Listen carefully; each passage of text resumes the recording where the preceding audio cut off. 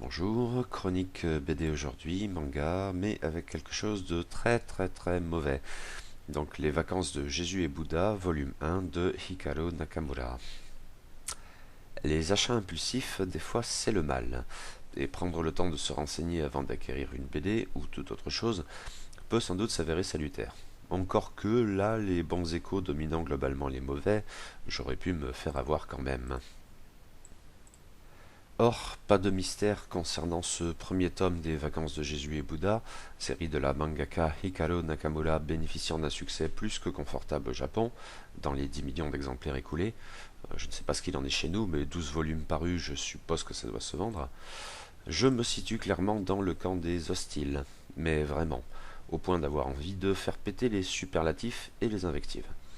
Pour dire les choses comme elles sont, j'ai peiné à la lecture de ce premier tome pourtant court, j'ai plus d'une fois grincé des dents en ce faisant, ou simplement constaté sur un mode plus navré que ce manga censément humoristique ne m'a pas fait rire une seule fois et peut-être tout juste sourire, allez, une ou deux fois. Mais l'agacement l'emportait largement en définitive, associé à l'incompréhension de ce qui a pu faire le succès de cette chose. J'ai trouvé ça horriblement mauvais. En fait, j'ai le sentiment que cela faisait très longtemps que je n'avais pas lu quelque chose d'aussi mauvais, au point même où je me suis demandé si ce n'était pas la pire BD que j'avais lue depuis, oh allez, 15 ans. Vous allez dire que j'exagère. Objectivement, c'est très possible. Mais je ne me sens pas de retenir une telle réaction de rejet. Péremptoire, je dirais donc que ce premier tome est une purge qui m'a d'emblée vacciné de la curiosité de lire la suite. Et je suis d'autant plus peiné énervé par ce désastre que le pitch de la série était très enthousiasmant. Oui, tout ça partait plutôt bien. Nous avons donc Jésus et Bouddha qui ont eu beaucoup de boulot aux environs du tournant du millénaire. Les deux entités décident alors de prendre un peu de repos après cette période d'hyperactivité. Or, les deux se connaissent forcément et décident de prendre ensemble des vacances au Japon. Ils louent un appartement au nom de messieurs Saint ou Saint et c'est pour eux l'occasion de découvrir le monde, ou plus exactement le Japon, à hauteur d'homme. D'apparence plutôt jeune en dépit de leurs milliers d'années, Jésus et Siddhartha jouent donc aux touristes en t-shirt dans un pays qui les fascine autant qu'il les surprend. Au fond, ce n'est sans doute pas si original comme pitch, juste une version théoriquement un peu plus blasphématoire, mais très gentiment, de bons présages de Neil Gaiman et Terry Pratchett, ou d'ailleurs d'American Gods de Neil Gaiman tout seul, ou du jeu de rôle innominé Satanis Magna Veritas, époque classique, mais en s'en donnant au camp céleste. Pas si original, mais plutôt alléchant, oui. En tout cas, dans l'idée, ça me parlait pas mal. Et la couverture avec Jésus et Bouddha, casual, t-shirt débile, attention, d'où moi-même est peut-être le gag le plus drôle de tout ce ratage, et je le connaissais déjà, socle en bandoulière, guide touristique ou appareil photo en main, ok, plutôt amusant. Sauf que non. Les vacances de Jésus et Bouddha se présentent comme une BD comique.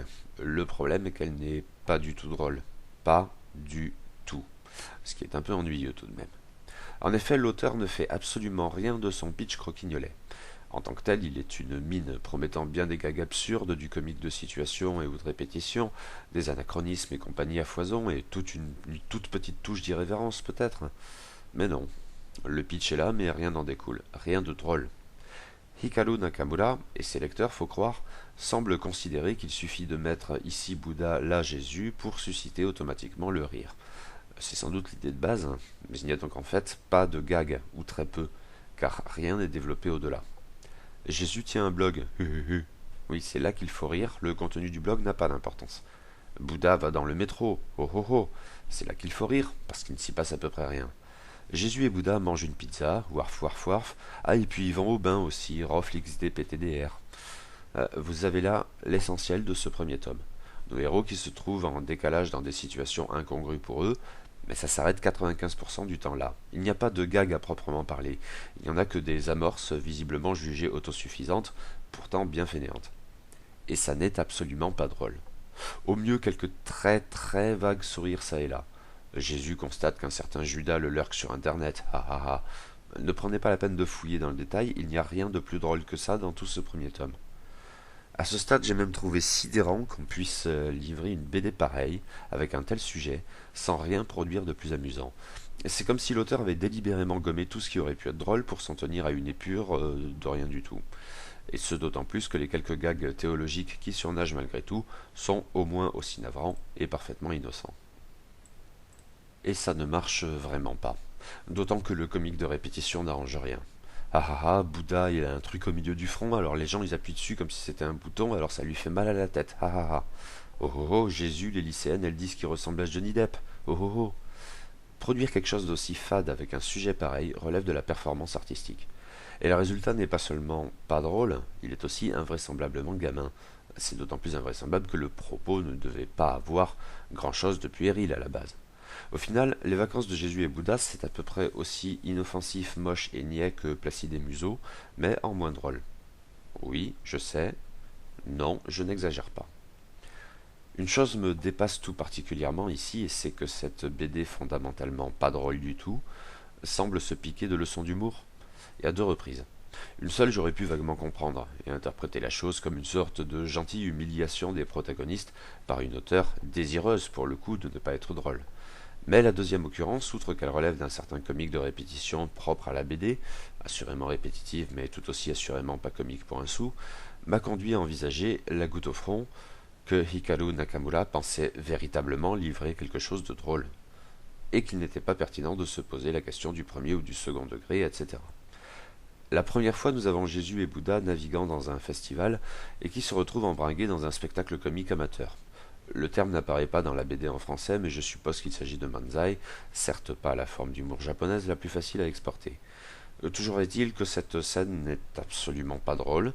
Le spectacle improvisé par Perma et Chevelu, ainsi que ah ah ah, ils appellent leur duo, ah ah ah, c'est le gag le plus drôle de toute la séquence une fois de plus, est parfaitement affligeant. Délibérément, j'ai donc voulu le croire. L'idée était alors que Jésus et Bouddha, tout défunts qu'ils soient, étaient parfaitement ridicules dans ces situations si peu en accord avec leurs personnages. Ok, c'est la base.